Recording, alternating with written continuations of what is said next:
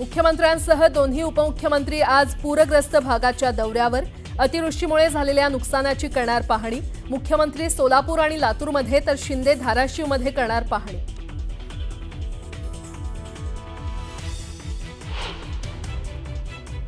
बीड जिल्ह्यातल्या सिंदफणा नदीकाठच्या गावांमध्ये पूरस्थिती कायम। सुरुम गावात शिरलं पुराचं पाणी। 300 पेक्षा जास्त लोकांना केलं सुरक्षित स्थळी स्थलांतर।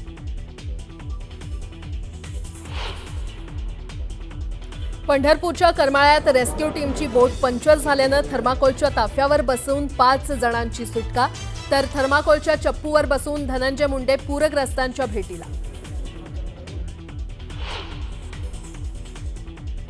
भरीव मदतीची अपेक्षा असताना मंत्रिमंडळाच्या बैठकीत सरकारनं शेतकऱ्यांना भोपळा दिला।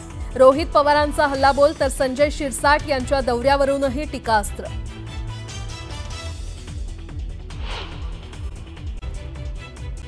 पश्चिम बंगालची राजधानी कोलकाताला पावसानं झोडपलं। 9 जणांचा मृत्यू। रस्ते आणि मेट्रो वाहतुकीला फटका।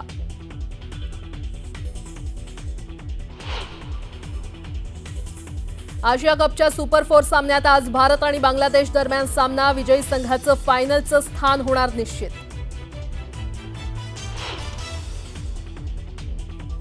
आणि संयुक्त राष्ट्र सुरक्षा परिषदेत ट्रम्प यांची पुन्हा भारत आणि चीनवर टीका। रशिया युक्रेन युद्धाला हेच दोन्ही देश जबाबदार असल्याचा कांगावा। नमस्कार, सुप्रभात, गुड मॉर्निंग। मी प्राजक्ता तांडेल। तुम्ही पाहताय न्यूज 18 लोकमत। सकाळच्या पहिल्या बातमीपत्रामध्ये आपलं सगळ्यांचं स्वागत। सुरुवातीला एक मोठी बातमी। मराठवाड्यात महापुरामुळे जनजीवन विस्कळीत झालेलं आहे। शेतकऱ्यांवर अभूतपूर्व असं संकट ओढवलंय। मराठवाड्यात अतिवृष्टी झालेल्या ठिकाणांची पाहणी आता मुख्यमंत्री आणि उपमुख्यमंत्र्यांसह सर्वच मंत्री करणार आहेत। तसंच त्या जिल्ह्यांचे पालकमंत्री देखील दौऱ्यावर असणार आहेत। मुख्यमंत्री फडणवीस बुधवारी सोलापूर आणि लातूर जिल्ह्याचा दौरा करणार आहेत, तर उपमुख्यमंत्री अजित पवारही सोलापूर आणि धाराशिव तसंच बीड जिल्ह्यातील परिस्थितीचा आढावा घेणार आहेत। उपमुख्यमंत्री एकनाथ शिंदे हे धाराशिव जिल्ह्यातील पूरस्थितीचा आढावा घेणार आहेत। मराठवाड्यात अतिवृष्टी, ढगफुटी, पुरानं थैमान घातलंय। या आठवड्यात पावसाचा जोर आणखी वाढण्याची शक्यता हवामान खात्यानं वर्तवलेली आहे आणि अशा स्थितीत बळीराजा आणि सर्वसामान्यांना सरकारच्या मदतीची आस लागली आहे। तर आज मुख्यमंत्री आणि उपमुख्यमंत्री या संपूर्ण भागाची पाहणी करणार आहेत। मराठवाड्यात अतिवृष्टी झालेल्या ठिकाणांची पाहणी करण्यात येणार आहे। तसंच त्या जिल्ह्यांचे पालकमंत्री देखील दौऱ्यावर असणार आहेत। मुख्यमंत्री फडणवीस हे आज सोलापूर आणि लातूर जिल्ह्याचा दौरा करतील, तर उपमुख्यमंत्री अजित पवारही सोलापूर, धाराशिव आणि बीड जिल्ह्यातील परिस्थितीचा आढावा घेणार आहेत। तर उपमुख्यमंत्री एकनाथ शिंदे हे धाराशिव जिल्ह्यातील पूरस्थितीचा आढावा घेणार आहेत। मराठवाड्यात अतिवृष्टी, ढगफुटी आणि पुरानं थैमान घातलेलं पाहायला मिळतंय आणि या आठवड्यात पावसाचा जोर आणखी वाढण्याची शक्यता हवामान खात्यानं वर्तवलेली आहे। अशा स्थितीमध्ये बळीराजा आणि सर्वसामान्यांना सरकारच्या मदतीची आस लागलेली आहे। ही सगळी दृश्य आपण पाहतोय, तर शेतकऱ्यांवर अस्मानी संकट ओढावलेलं आहे आणि ground zero report news 18 Lokmat प्रत्येक क्षणाला तुमच्यापर्यंत पोहोचवत आहे। मराठवाड्यामध्ये कशा पद्धतीनं स्थिती निर्माण झालेली आहे ते आम्ही दाखवण्याचा प्रयत्न करतोय। संपूर्ण महापुरामुळे जनजीवन विस्कळीत झालेलं आहे। शेतकऱ्यांवर अभूतपूर्व असं संकट ओढावलेलं आहे आणि त्याच पार्श्वभूमीवर मराठवाड्यात अतिवृष्टी झालेल्या ठिकाणांची पाहणी आता मुख्यमंत्री आणि उपमुख्यमंत्र्यांसह सर्वच मंत्री करणार आहेत। त्या जिल्ह्यांचे पालकमंत्री देखील आज दौऱ्यावर असणार आहेत। मुख्यमंत्री फडणवीस हे आज सोलापूर आणि लातूर जिल्ह्याचा दौरा करणार आहेत। तर सोलापूर जिल्ह्यातल्या माढा तालुक्यातील निमगाव इथे आमचे प्रतिनिधी वैभव सोनावणे तिथून आपल्याला अधिकचा आढावा देतील। वैभव, तुम्ही सध्या जिथे उपस्थित आहात तिथे नेमकी काय परिस्थिती आहे? कारण आज मुख्यमंत्री उपमुख्यमंत्र्यांसह पालकमंत्री देखील तिथे पाहणी दौरा करणार आहेत।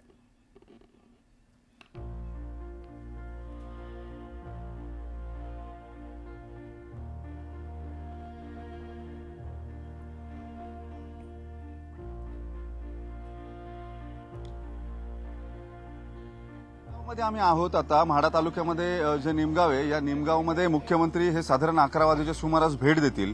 त्यापूर्वी विदारक चित्र जे आहे ते आपण पाहतोय। या सीना नदीचं पाणी जे आहे ते या माढा तालुक्यातल्या जवळपास 16 गावांना झटका देऊन गेलेलं आहे पुराचं। आणि इतक्या वाईट पद्धतीने हा झटका देण्यात आलेला आहे। या परिसरातल्या नदीच्या आसपास असलेल्या शेतीच्या जमिनी ज्या आहेत त्यांची माती पूर्ण खरवडून गेलेली आहे। या निमगावमध्ये काल साधारणपणे जवळपास 10 ते 15 घरं जी आहेत ती पूर्णतः पाण्यामध्ये होती आणि आता पाणी जे आहे ते थोडंसं ओसरलंय। दुपारी साधारण 11 वाजेच्या सुमारास मुख्यमंत्री येतील। या नदीच्या पलीकडच्या बाजूला बरोबर राहुल नगर, त्याच्या खालोखाल धारफळ अशी गावं आहेत ज्या गावांमध्ये साधारणपणे 200 ते 250 लोक जे आहेत ते अजूनही अडकलेले आहेत। गावाला पूर्ण पुराच्या पाण्याचा वेढा जो आहे तो पडलेला आहे आणि या सगळ्या परिस्थितीमध्ये नागरिकांना तिथून बाहेर काढणं हे पूर्ण अशक्य झालेले आहे। संपर्क जो आहे तो पूर्ण तुटलेला असल्यामुळे एनडीआरएफचे जवान जे आहेत ते काल रात्री इथं आलेले होते। काल रात्री पाहणी त्यांनी केली, मात्र नदीचा प्रवाह इतका जोरात आहे की कुठल्याही परिस्थितीमध्ये या प्रवाहामध्ये बोट घालणं अशक्य असल्याचं त्यांच्या लक्षात आल्यानंतर काल रात्री 12 वाजेपर्यंत प्रशासनाचे अधिकारी जे आहेत ते पाहणी करून पुन्हा गेलेत। आता या नागरिकांना रेस्क्यू करण्यासाठी नेमकं काय केलं जाईल असा सगळ्यात महत्त्वाचा प्रश्न असणार आहे। हेलिकॉप्टरच्या मदतीनं हे रेस्क्यू केलं जाईल असं तुर्तास सांगितलं जात आहे। मुख्यमंत्री आल्यानंतर ते सुद्धा पाहणी करतील। आपण पाहतोय या घरांमध्ये पाणी शिरलेलं आहे।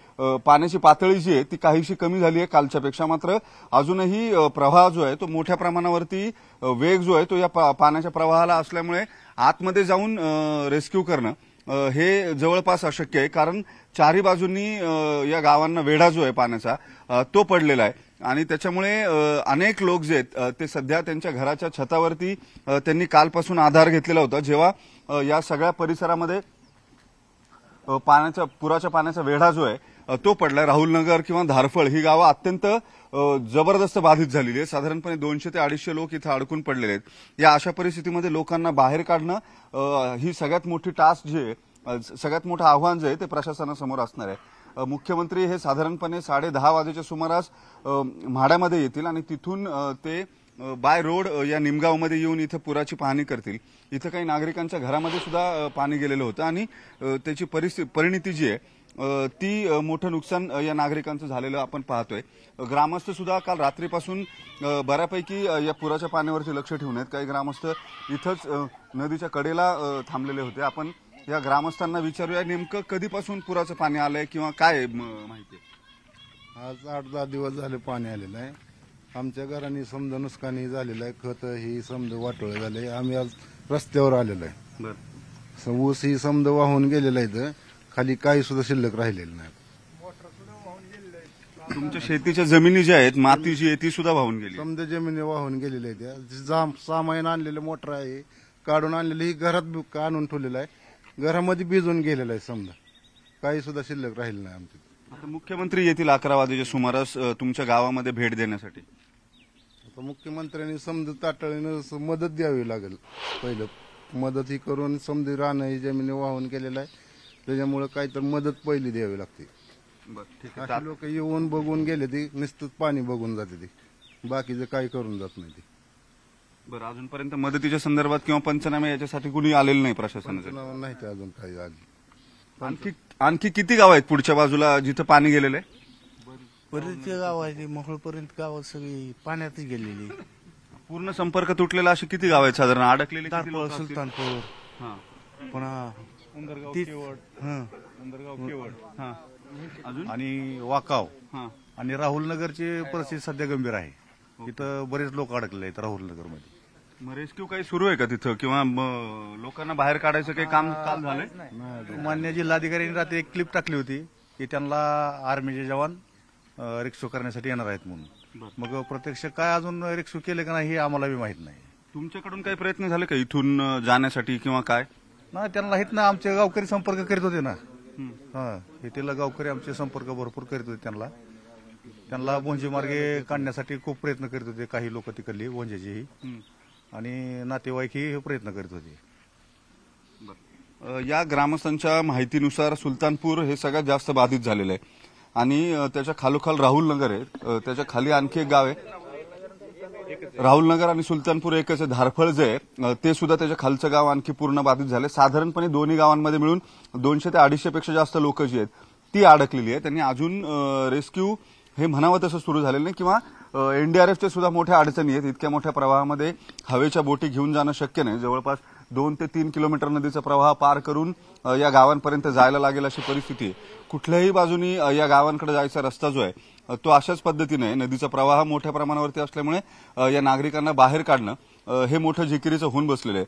मुख्यमंत्री एकीकडे येत आहेत, उपमुख्यमंत्री सोलापूर जिल्ह्यामध्ये येत आहेत, त्यामुळे प्रशासनाला त्यांच्या नियोजनासोबतच हे रेस्क्यू ऑपरेशन्स जी आहेत ती कशा पद्धतीनं राबवली जातील आणि नागरिकांना कसं सुखरूप बाहेर काढलं जाईल हे सगळ्यात मोठं त्यांच्या समोरचं आव्हान असणार आहे.